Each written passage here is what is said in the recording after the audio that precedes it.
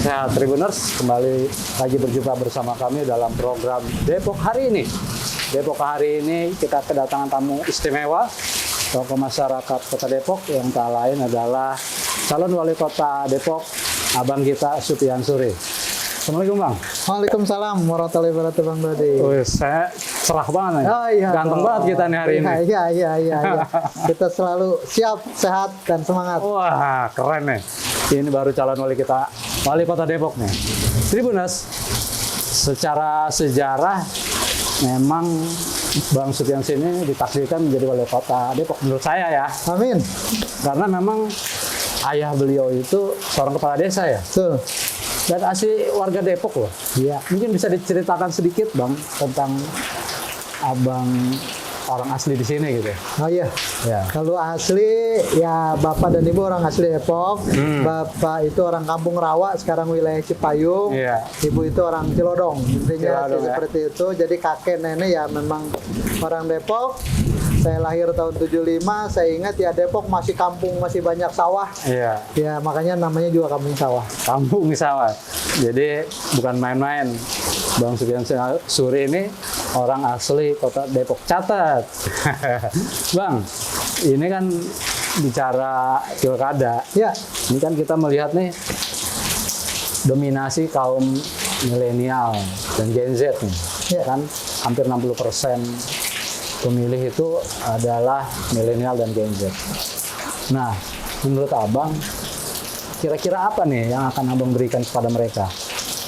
Ya, salah satu yang melatar belakangi saya Kang Dodi maju sebagai calon wali kota, insya Allah besok dapat dukungan dari masyarakat dan dukungan 12 partai politik insya Allah jadi wali kota, adalah yang melatar belakangi adalah ya tadi semangat untuk ingin menjadi bagian mewujudkan generasi-generasi hebat untuk berikutnya, termasuk di dalamnya adalah anak-anak muda hari ini. Oke. Apa Bang kira-kira yang untuk meningkatkan kualitas SDM anak muda di Kota Depok?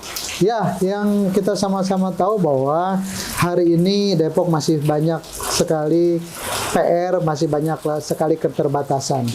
Hal yang paling sederhana, banyak anak-anak hebat, banyak atlet-atlet hebat, banyak bibit-bibit hebat di Kota Depok yang hari ini berjuang sendiri untuk mewujudkan cita-citanya. Serius Bang? Iya, artinya pemerintah belum benar-benar hadir di sana. Mereka berjuang, atlet skateboard dengan segala keterbatasannya, mereka berjuang mewakili pemerintah Kota Depok. Atlet panjat tebing juga demikian. Atlet kemarin saya baru lari, mereka mengeluhkan bahwa ya boleh dibilang mereka berjuang sendirilah. Untuk mengikuti kejuaraan mereka harus membiayai sendiri. Ini orang-orang yang punya semangat sendiri. Terus bagaimana dengan mereka yang boleh dibilang apatis dan tidak mau berupaya? Udah makin tidak terlihat kondisinya. Ini tokoh perubahan, sosok perubahan. Amin, amin.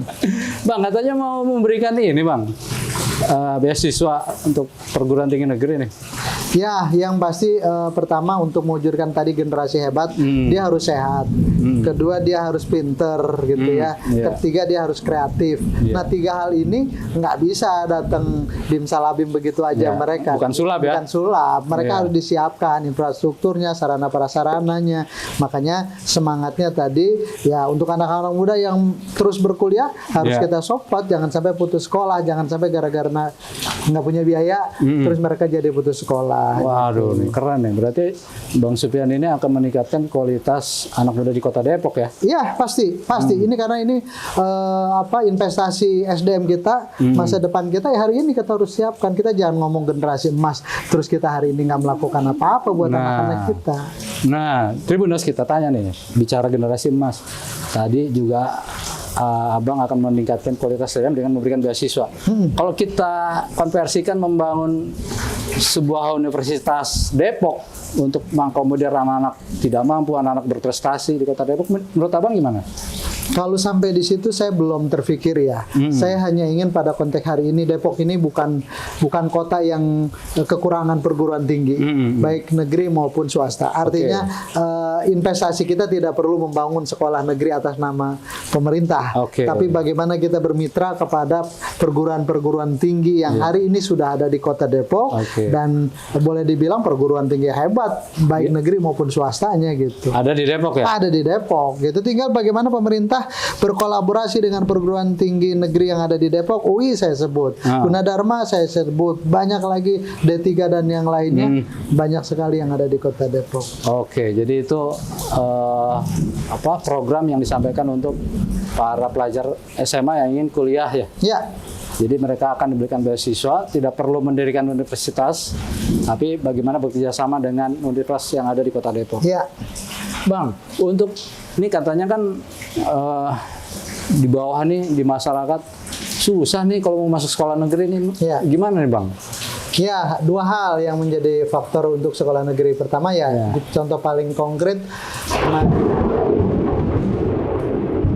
kemarin saya ke UI itu, informasi dari UI hanya sekian persen, persentasenya kecil sekali warga Depok yang bisa kuliah di UI. Padahal UI adanya di Depok. Gitu ya. Jadi miris ya? Iya, sedih juga gitu, miris juga gitu, sehingga kita harus cari nih akar masalahnya di mana gitu ya. Pertama dari sisi komunikasi yang dibangun dengan pihak UI sendiri. Artinya pemerintah kota harus tetap bisa membangun komunikasi bagaimana orang-orang Depok, dalam hal ini anak-anak Depok, bisa dapat prioritas lah di UI. Artinya tapi tidak mengurangi kualitas pastinya. Kemarin salah seorang dekan bahasa ya kita akan coba bangun komunikasi, minimal pintu masuknya terbuka, walaupun minta keluarnya kita nggak ada garansi. Artinya itu sangat bergantung kepada anak-anak kita.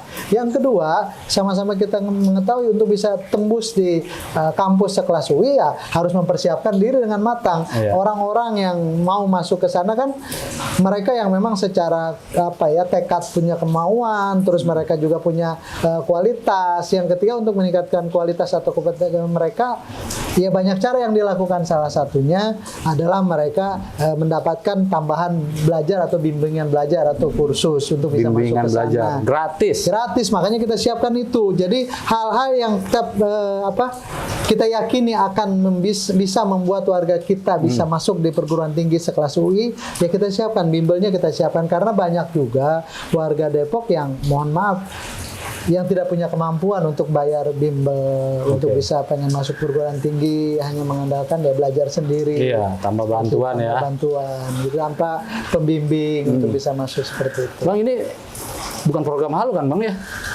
Ya kalau orang yang berpikir ini program halu, ya mereka silakan aja. Tapi buat saya, dengan latar belakang pendidikan saya, dengan perjalanan panjang selama 25 tahun saya mengabdi buat masyarakat sebagai PNS, dengan dukungan partai yang 12 partai, hari ini juga ada Pak Presiden di dalam partai pendukung, di provinsi insya Allah kita juga menjadi bagian dari partai pengusung. Rasa-rasanya ini sangat konkret dan sangat bisa kita implementasikan. Jadi kalau yang halu, makanya nggak usah mikirin ngelola Depok lagi kalau yang berpikir halu gitu ya. Udahlah cukup gitu. Nih Depok karena selalu berpikir halu, akhirnya dibuat ya apa adanya begini gitu ya. Oke, Tribuners. Tadi udah jawaban yang konkret, real, tegas bahwa ini bukan halu loh.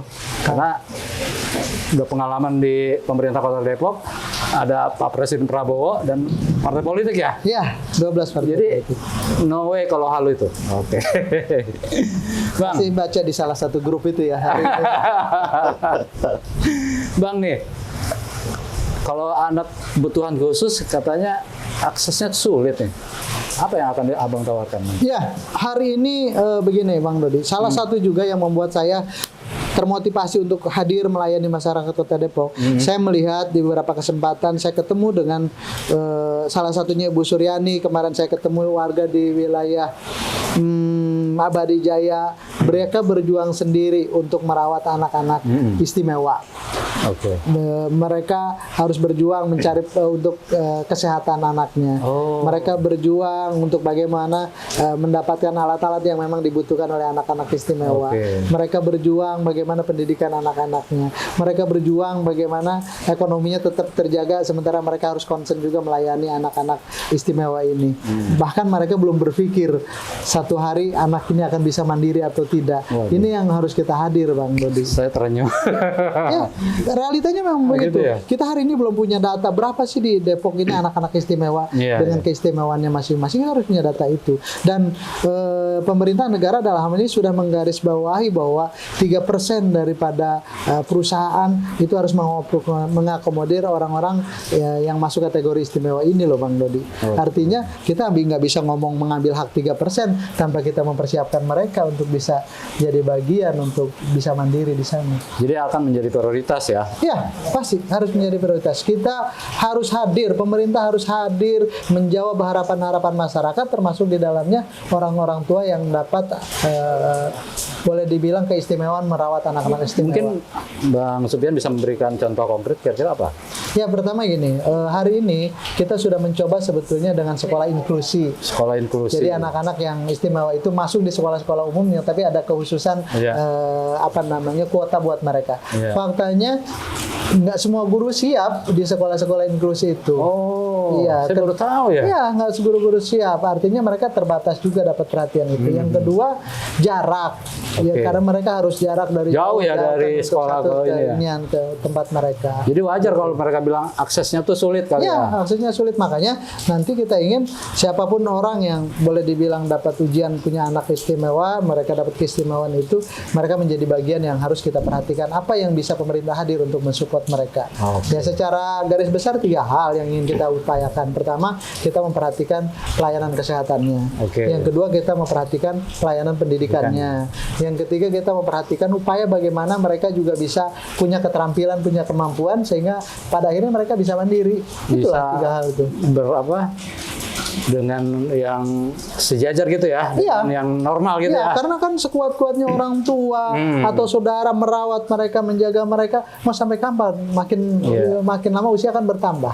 Paling tidak mandiri ya. Mereka harus mandiri, mereka berupaya kembali. Walaupun kategorinya beda-beda ya. Ada yang memang sama sekali tidak bisa kita upayakan pada tahapan itu, tapi akan lebih banyak yang juga sebetulnya bisa kemampuan. Siap. Bang, bicara ruang terbuka atau sarana olahraga gratis, apa yang akan diberikan Abang kepada milenial dan Gen Z? Ya, saya ingin sekali menjadi bagian juga bagaimana lahirnya bibit-bibit olahragawan, bibit-bibit atlet, bibit-bibit pemain sepak bola dari Kota Depok, pemain-pemain olahraga berprestasi dari Kota Depok. Makanya cerita tentang itu kita akan banyak memfasilitasi sarana-sarana olahraga prestasi, kemudian juga kita akan siapkan buat teman-teman yang bela diri, bahkan kita juga akan siapkan gedung pertunjukan, Kang Dodi, buat para seniman-seniman kita, budayawan kita yang di Depok ini ngumpul banyak. Emang selama ini nggak ada, Bang? Ya, boleh dibilang bisa dikatakan nggak ada gitu ya. Artinya mereka sulit, mereka latihan di sanggarnya masing-masing, tapi mereka akhirnya tampil di Jakarta, tampil di kota-kota lain gitu. Iya, kita seperti itu ya. Jadi, kita belum punya tempat yang bisa, kalau saya selalu menyebut Depok ini harus punya magnet. Orang dari mana-mana akan datang kalau kita punya event yang besar, budayawan-budayawan kita bisa tampil, seniman-seniman kita bisa tampil, olahragawan kita bisa tampil. Hal yang paling sederhana, lari 10 km sampai 25 tahun Depok Hari Berdiri belum pernah diinisiasi oleh Kota Depok, lari 10 km. Aduh, saya jadi ketawa. Banyak banget event yang harus kita lakukan, Bang Dodi. Iya, siap. Berarti memang Bang Supian sini mengakomodir seluruh keinginan anak muda. Nah, satu lagi nih, ini yang paling dibutuhkan nih, soal lapangan pekerjaan, Bang. Iya. Ini bagaimana nih, Bang, untuk anak muda nih? Ya, lapangan pekerjaan pun menjadi hal yang boleh dibilang sebetulnya permasalahan di kota-kota ya. Artinya banyak orang yang migrasi datang, kemudian ya boleh dibilang bersaing untuk dapat lapangan pekerjaan. Ini kan menjadi permasalahan tersendiri buat orang-orang yang boleh dikatakan tidak siap bersaing. Konteks ini lapangan pekerjaan yang terbatas, kemudian pilihan-pilihan perusahaan untuk mengambil SDM itu banyak gitu ya. Ini menjadi permasalahan tersendiri. Tapi kan kita nggak boleh menyerah dengan kondisi ini. Kita nggak boleh melepas warga kita silakan berjuang sendiri gitu, nggak bisa. Pemerintah harus hadir. Sekali lagi pemerintah harus hadir semaksimal pemerintah bisa lakukan. Salah satu ikhtiarnya balai latihan kerja kita belum punya, Kang Dodi. Kita belum punya. Nggak ada ya? Nggak ada di Depok balai latihan. Beneran Bang? Iya, saya kan di dalam, saya tahu. Jadi cerita BLK ini kan sangat tergantung kepada goodwill seorang wali kota. Kalau dari awal seorang wali kota mengatakan saya harus punya BLK, ya harusnya terimplementasi. Tapi karena dari awal emang nggak pernah berpikir atau nggak terpikir atau mikirnya yang lain-lain, ya akhirnya BLK 25 tahun belum pernah ada sih BLK. Jadi abang yang disalahin bukan? Ya? Abang yang disalahin bukan? Ya, saya sih nggak mau disalahin karena saya bukan kepala kan gitu, selama ini ya. Kalau saya hanya bagian yang mengikuti apa yang menjadi program yang udah dicanangkan, itu kami menjadi bagian di jalannya. Sehingga dari situlah saya merasa hari ini saya harus hadir karena jangan sampai Depok makin tertinggal dibanding kota kabupaten lain. Salah satunya kita belum punya BLK. Dengan kita punya BLK, kita punya data berapa warga Depok yang nganggur, latar belakang pendidikannya apa, kemampuannya apa, keterampilannya apa. Itu yang nanti pada akhirnya kita yang menjembatani dengan. Bang, mungkin kalau nanti abang jadi wali kota, mungkin akan menciptakan konkretnya 10.000 pemuda sudah kerja gitu ya? Ya, atau 100.000 malah? Kalau prinsipnya gini, semaksimal mungkin tidak ada warga Depok yang nganggur, semaksimal mungkin. Semaksimal mungkin, nggak terhitung dong. Terhitung, artinya buat kita nggak bisa dibatasi 10.000, misalkan ada 60.000 atau 72.000 penduduk Depok yang hari ini nganggur. Terus kita ngomong 10.000, nah terus yang 62.000-nya mau diapain kan gitu ya. Artinya kita ukurannya adalah semaksimal yang bisa kita lakukan melebihi target-target itu. Artinya targetnya 72.000, hari ini kurang lebih 72.000 ya warga Depok yang masuk kategori nganggur. Nah, dari situ kita akan lihat, artinya lapangan pekerjaan itu kan bisa banyak faktor, Kang Dodi. Pertama, perusahaan-perusahaan ada di Kota Depok. Kalau cerita lapangan pekerjaan ya. Kedua, perusahaan-perusahaan di luar Kota Depok. Ketiga, perusahaan-perusahaan yang ada di luar negeri. Artinya ini kan ruang-ruangnya banyak sekali gitu. Ya. Jadi terus nggak bicara nasional nggak bicara kota aja atau bicara nasional aja. Kita bahkan bicara kenapa nggak kita coba bangun komunikasi dengan negara tetangga gitu ya, dengan Jepang, dengan Korea yang bisa menyalurkan tenaga kerja. Itu lapangan pekerjaan. Belum bercerita tentang UMKM atau wirausaha yang bisa kita dorong. Ini juga banyak ruang yang bisa kita dapat. Jadi banyak lapangan pekerjaan yang akan diciptakan oleh Bang Supian Suri bersama. Kemarin saya ketemu dengan Mbak siapa itu ya, yang pencinta tanaman hias dia sampaikan tanaman hias yang kita di sini harga 5.000, dia ekspor itu bisa 50.000 satu tanaman hias gitu. Jadi sebetulnya peluang-peluang itu banyak. Bahkan beliau bercerita, saya bukan orang dengan latar belakang pendidikan tanaman gitu, tapi saya karena hobi gitu, ternyata peluang itu besar gitu. Artinya satu orang Mbak itu aja bisa luar biasa mencanangkan membuat lapangan pekerjaan seperti itu, mengekspor tanaman hias dari negara kita keluar, ya akan banyak lagi peluang-peluang lain. Kita tunggu nanti Bang Supian Suri menciptakan banyak pemuda-pemuda Kota Depok menjadi usahawan, terutama tanaman hias ya. Ya, salah satunya tanaman hias. Bang, satu lagi Bang, mungkin yang tadi disampaikan UMKM, bantuan modal juga mungkin kali ya Bang ya? Ya harus. Artinya hari ini kan yang menjadi keluhan teman-teman UMKM pelatihan terus, pemasarannya enggak, ngasih modal enggak gitu ya. Ya ini kan menjadi keluhan, nggak bisa dong kita ya kalau mau membimbing ya dari tahap awal sampai akhir. Jangan tanggung-tanggung, cuma pelatihan doang gitu. Jadi abang kita akan memberikan bantuan modal, pelatihan hingga pemasaran. Iya, jualan sama-sama. Nah, makanya tadi saya sampaikan kalau kita punya gedung pertunjukan, kita sering mengadakan event-event yang berskala nasional, kita akan punya agenda rutin yang bisa kita lakukan minimal sebulan sekali, skala yang besar, sehingga tadi UMKM kita bisa berjualan di sana gitu. Orang banyak datang ke Depok, ekonomi Depok bisa berputar, bisa tumbuh. Keren banget pasti. Wah, ini magnet. Harus ada magnet. Terima Tribuners, jangan kemana-mana, masih bersama Bang Supian Suri, Tokoh Perubahan Kota Depok, calon wali kota Depok. Jangan lupa subscribe ya.